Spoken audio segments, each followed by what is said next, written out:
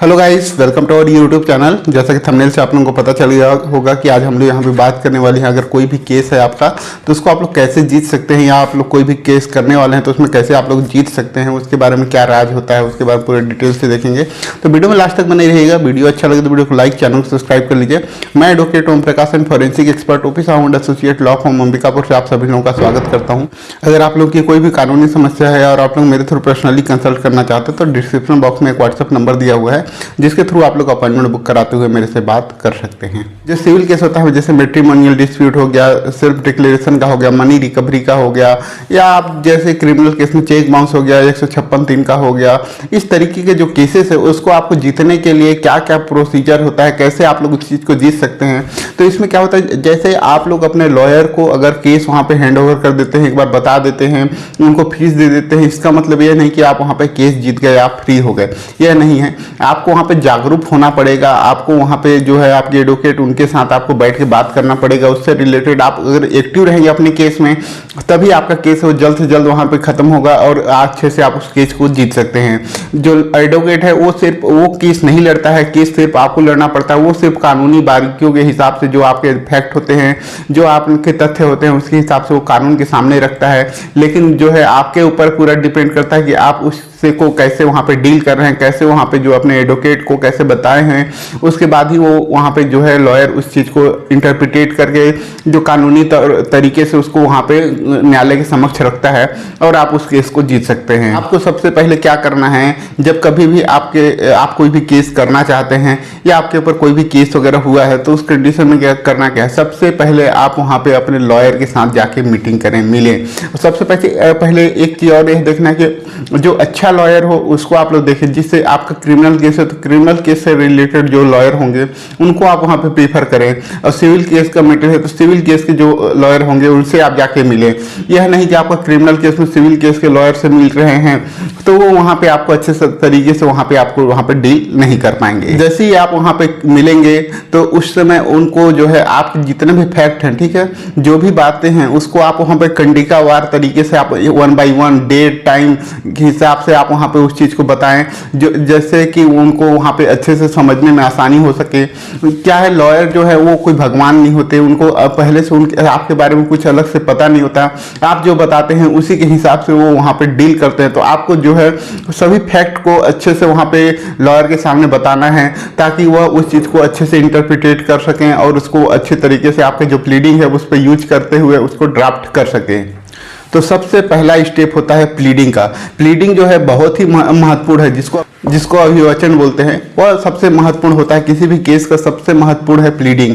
उसको अच्छी तरीके से अगर नहीं ड्राफ्ट किया गया तो आप उस केस को वहाँ पे हार सकते हैं। तो सबसे पहले आपको जो अभी बताया कि आप लोगों को लॉयर के पास मिलकर सभी चीज़ों को आप वहाँ पे बताना है, और जब आपका वहाँ पे प्लीडिंग हो रहा हो, ड्राफ्ट हो रहा हो, तो आप उस चीज़ को अपने सामने वहाँ पे बैठ के करवाएं। अगर आप वहाँ पे नहीं होते हैं तो जैसे प्लीडिंग हो जाता है आप उसको एक बार जरूर अच्छे से रीड करें।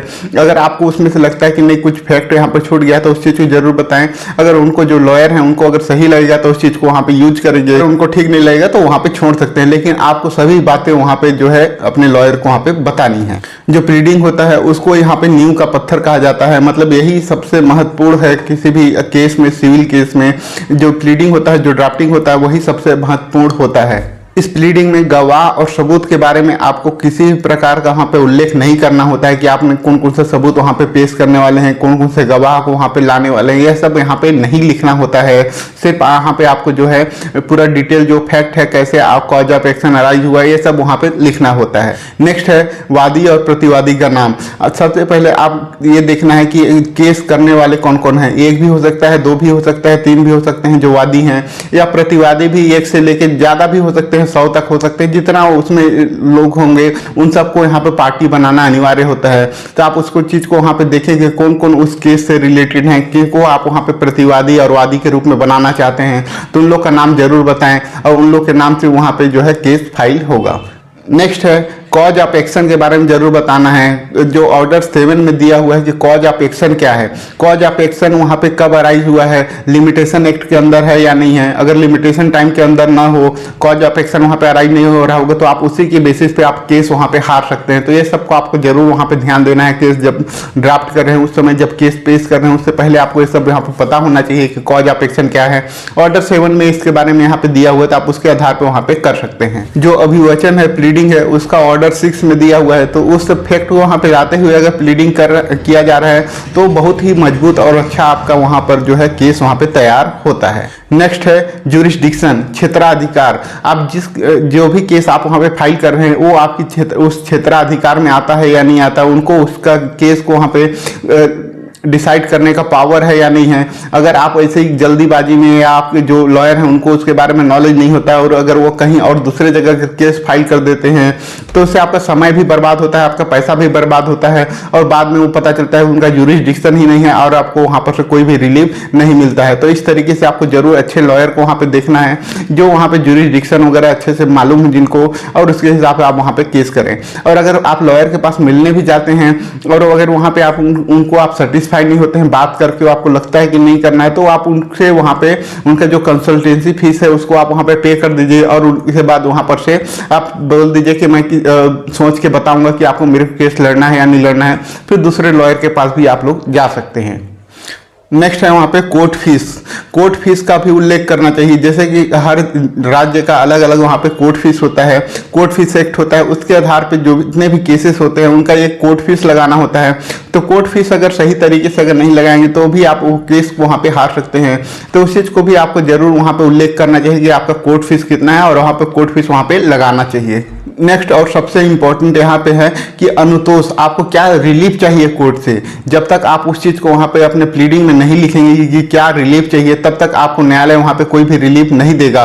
तो आपको वहाँ पे जरूर वहाँ पे मेंशन करना होगा कि आप जो केस कर रहे हैं, क्यों केस कर रहे हैं, आपको न्यायालय से उसके रिगार्डिंग क्या चाहिए। तो उस चीज़ को आप वहाँ पर न्यायालय के समक्ष वहाँ पर जरूर लिखना चाहिए प्लीडिंग में कि मेरे को ये चीज़ वहाँ पे चाहिए, ये आपका एक अच्छे से प्लीडिंग वहाँ पे तैयार होगा। नेक्स्ट है वहाँ पे सत्यापन। अब वहाँ पे जो भी वहाँ पे प्लीडिंग होने के बाद लास्ट में आपको वेरीफाई करना होता है, सत्यापित करना होता है। तो आपको वहाँ पे यहाँ पे लिखा रहेगा, तो आपको जो वहाँ पे प्लीडिंग किया गया है उसको आप 1-2 बार रीड कर लीजिए। आपको अगर अच्छे से लगता है कि हाँ यहाँ पे मेरे अकॉर्डिंग यहाँ पे जो है जो मेरे को चाहिए वो यहाँ पे लिखा हुआ है, तो ही आप वहाँ पे सत्यापित कीजिए। अगर लगता है कि नहीं आपको यहाँ पे कुछ चेंजेस है तो उसको आप अपने लॉयर को बताइए। अगर उनको लगेगा उनसे सलाह लीजिए, अगर उनको लगेगा कि हाँ सही है तभी आप वहाँ पे उस चीज़ को वहाँ पे सत्यापित कीजिए, नहीं तो आप वहाँ पर से आप उनको चेंज करवा सकते हैं। नेक्स्ट है, अगर आप प्रतिवादी हैं, मतलब आपके ऊपर किसी के द्वारा केस किया गया है, तो आपको क्या करना है। सेम चीज़ है यहाँ पे भी, अगर आपके ऊपर कोई केस किया गया है तो आप वहाँ पे जवाब दावा पेश करते हैं। ठीक है, तो जवाब दावा जब पेश करते हैं, ऑर्डर 8 में दिया हुआ है और प्रति दावा या जवाब दावा के लिए वहाँ पे दिया हुआ है। तो बहुत सारे केसेस में क्या करते हैं, सिर्फ जवाब दावा देते हैं। अगर आपको लगता है कि नहीं मेरे को इसमें प्रति दावा भी करना है, यानी उनके ऊपर भी सेम एज इट इज आपको केस करना है, तो जैसा वादी ने एक केस किया उसी तरीके से उसी केस के अगेंस्ट में आप उनके ऊपर भी एक केस कर सकते हैं, जिसको प्रति दावा बोलते हैं। तो यहाँ पे दोनों केस साथ साथ में चलेगा, तो इस तरीके से आप वहाँ पे कर सकते हैं। आगे अगर जो केस है अगर किसी एक के फेवर में होता है तो ऑटोमेटिकली एक केस वहाँ पर से जो है समाप्त हो जाता है। तो इस तरीके से आप एक केस भी कर सकते हैं या जवाब दावा भी आप वहाँ पे दे सकते हैं। तो जब भी आप जवाब दावा देने जाएं तो उसमें भी आप जितने भी फैक्ट होते हैं उसको, जो भी उनके द्वारा आरोप लगाया गया है उसको आप वहाँ पे कैसे वहाँ पे खत्म कर सकते हैं, क्या उसके बारे में क्या फैक्ट है उसको जरूर बताएं। अगर गलत तरीके से कोई अगर कानूनी रूप से या फिर आपका वहाँ पे कोई फैक्ट है वो वहाँ पे गलत तरीके से इंटरप्रिटेट किया गया है, गलत वहाँ पे दिया गया है, तो उसके रिगार्डिंग जो भी आपका वहाँ पे एविडेंस वगैरह होगा तो उसके रिगार्डिंग आप वहाँ पे उस चीज़ को वहाँ पे बता सकते हैं, उस फैक्ट के बारे में कि ये ऐसा नहीं ऐसा है। इस तरीके से आप वहाँ पर से अपने लॉयर हैं उनको बता सकते हैं, उनके बाद आप उसका जवाब तैयार करवा सकते हैं। न्यायालय के पास जवाब दावा वहाँ पे पहुँच जाएगा तो उनके बाद से उनको एक इशू फ्रेम किया जाता है कि वहाँ पे क्या क्या वहाँ पे इशू आपके को वहाँ पे फ्रेम किया गया, मतलब जो चीज़ वहाँ पे एडमिसिबल हो जाता है या जो आपके द्वारा आदि के द्वारा वहाँ पे जो है वाद पेश किया जाता है उसका जो वहाँ पे एक्सेप्ट कर लिया जाता है, उसमें कोई भी इशू नहीं बनता। जो वहाँ पर से उनको द्वारा एक्सेप्ट नहीं किया जाता है उसका वहाँ पे जो है इशू बनता है। तो इशू बनने के बाद आप उस चीज़ को जरूर एक बार देख लें कि जो इशू बना हुआ है वो आपके अकॉर्डिंग बना हुआ है कि नहीं, आपको वहाँ पे उसके अकॉर्डिंग रिलीफ मिल रहा है कि नहीं। अगर उसमें भी आपको रिलीफ नहीं मिल रहा है तो आप उस चीज़ को वहाँ पे फिर से ऑर्डर 16 रूल 5 का वहाँ पे आवेदन लगा के आप इशू को वहाँ पर से ऐड करवा सकते हैं। मतलब कुछ वहाँ पे छूट गया हो तो आप उस चीज़ को ऐड करा सकते हैं। अदरवाइज आपका अगर जो है आगे चलने लगेगा तो आपको फिर लास्ट में वहाँ पे प्रॉब्लम का सामना करना पड़ सकता है। तो आप इस चीज़ से जरूर वहाँ पे ध्यान दें, अपने लॉयर से बात करें कि जो इशू बना हुआ है उसमें मेरे को इस चीज़ की यहाँ पे कमी है, तो उस चीज़ को आप वहाँ पे ऐड करवा सकते हैं। इसके बाद आ जाता है विटनेस के लिए। तो जो गवाह होंगे, जो आपसे भी गवाही होगा, तो उस समय आपको जो है अच्छे से इस चीज़ को ध्यान देना है, सुनना है। जो आपके अपोजिट लॉयर होंगे, डिफेंस लॉयर होंगे, वो आपसे अच्छे तरीके से बात करेंगे और वहाँ पे जो है आपके जो वाद है उसके अगेंस्ट में वहाँ पे कुछ ना कुछ वहाँ पे बुलवाने की कोशिश करेंगे। तो आपको ध्यान देना है कि आपको जो प्लेंट में जो आपने मांगा हुआ है उसी पे आपको अडिग रहना है। आप उसी से रिलेटेड आप वहाँ से बात कर सकते हैं। जो प्लेंट है उसी से रिगार्डिंग आपसे वहाँ पे क्वेश्चन पूछा जाएगा, तो उसको आपको ध्यान देना है। आप लोग सोच लीजिए, 5 सेकंड 10 सेकंड सोचने के बाद हर चीज़ का वहाँ पे जवाब दीजिए। आपको कोई भी वहाँ पे रोकेगा नहीं। तो आपको सबसे पहले वहाँ पे आपको पूछा क्या जा रहा है और वो जो आपने वाद लगाया हो उस पर उसका क्या इफेक्ट पड़ेगा, उसके बाद ही आप उसका आंसर दीजिए, तो ही आप वहाँ पे केस है उसको अच्छे से जीत सकते हैं। तो ये सबसे महत्वपूर्ण होता है गवाह, क्योंकि वहाँ द्वारा जो वहाँ पे आरोप लगाया गया है, जो आपसे वहाँ पे रिलीफ मांगा गया है, वो इसी के थ्रू वहाँ पे जो है उसको वेरीफाई किया जाता है। उसी के द्वारा आपको वहाँ पर से रिलीफ मिलता है। जो गवाह है उसी की बात को वहाँ पे माना जाता है और जो भी इसका डॉक्यूमेंट वगैरह कोई एविडेंस हो तो उसको आप वहाँ पे पेश कर सकते हैं इसी के समय, गवाही के समय। अगर आपके पास कोई उससे रिलेटेड कोई भी दस्तावेज है तो आप उसको वहाँ पे पेश कर सकते हैं। नेक्स्ट है वहाँ पे बहस के लिए। तो बहस में आपका कोई खास काम नहीं होता। जो लॉयर होते हैं, जो उनका गवाही हुआ रहता है, दोनों हुआ होता है, वादी और प्रतिवादी का, दोनों का गवाह का वहाँ पे कॉपी निकाल के उसको आपके लॉयर के द्वारा पढ़ा जाएगा।